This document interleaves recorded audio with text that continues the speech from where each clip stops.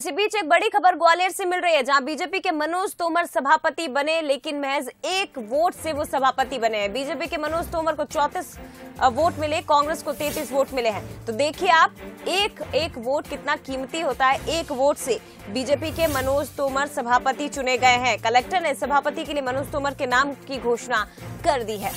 ये बड़ी खबर आपको बता रहे हैं, जहां मनोज तोमर सभापति चुन लिए गए हैं। बीजेपी के मनोज तोमर को 34 वोट मिले और कांग्रेस को 33 वोट मिले थे। तो एक वोट से विजयी घोषित किए गए हैं मनोज तोमर। कलेक्टर ने सभापति के लिए मनोज तोमर के नाम की घोषणा कर दी है।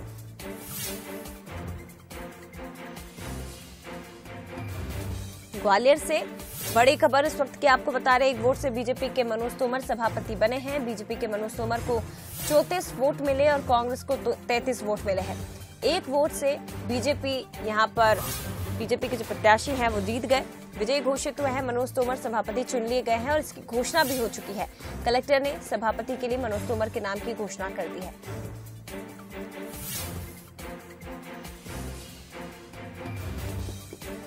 बड़ी खबर आपको बता रहे हैं, ज्यादा अंतर वोटों का नहीं आया है, महज एक वोट का अंतर, और इस अंतर से बीजेपी यहां पर जीत चुकी है। बीजेपी के मनोज तोमर सभापति चुन लिए गए हैं, विजयी हो गए हैं। उनके नाम का ऐलान भी कलेक्टर ने कर दिया है और एक वोट से बीजेपी के मनोज तोमर सभापति बने हैं।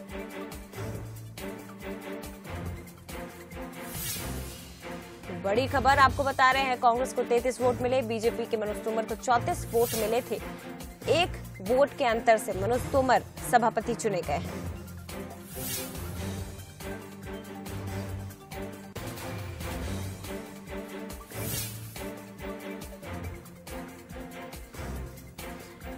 विस्तार से जानकारी के लिए सीधे ग्वालियर लिए चलते हैं। आपको यहाँ हमारे संवाददाता प्रहलाद सेन लाइव जुड़े हुए हैं। प्रहलाद, महज एक वोट का अंतर और बीजेपी के मनोज तोमर सभापति चुने गए हैं।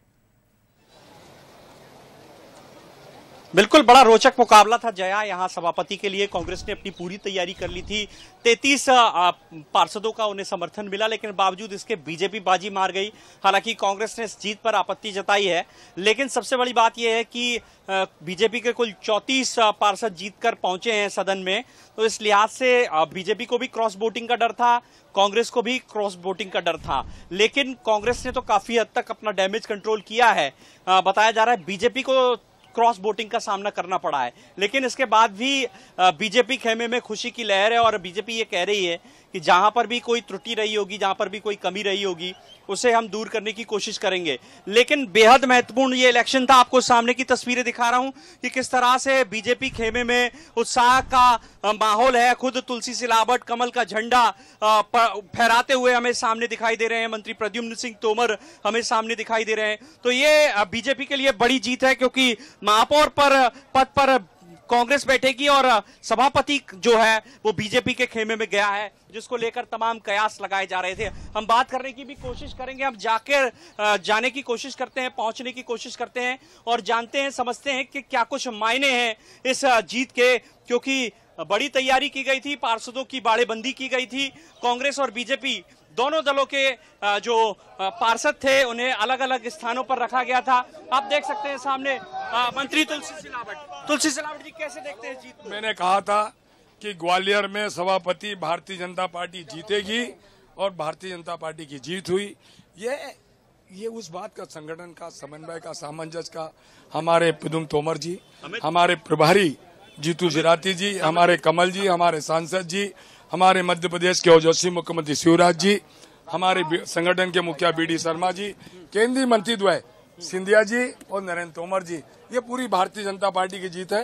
ये भाजपा के संगठन की जीत है और ये पूरी जीत भाजपा को समर्पित है। भाजपा ही जीती है। बिल्कुल, आप क्या कहेंगे तोमर साहब इस जीत पर?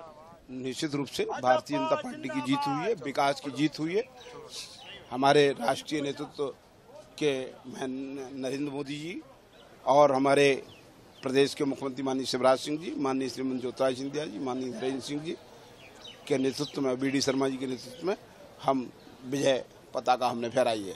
बिल्कुल, तो आप सुन रहे थे कि किस तरह से संगठन को इस जीत का श्रेय दिया जा रहा है। ये तमाम लीडर मशक्कत कर रहे थे और फाइनली इन्होंने यहां पर सभापति पद पर अपना कब्जा जमा लिया है। कांग्रेस को यहां पर हार का सामना करना पड़ा है। जी बिल्कुल, देखिए भले ही ग्वालियर में महापौर के चुनाव में बीजेपी को हार का सामना करना पड़ा, लेकिन सभापति का जो पद है वो बीजेपी जरूर जीत गई, महज 1 वोट से भले ही जीता हो। रोचक मुकाबला, मनोज तोमर यहाँ पर सभापति बन गए। शुक्रिया आपका प्रहलाद, जानकारी के लिए, तस्वीरें हम तक पहुंचाने के लिए।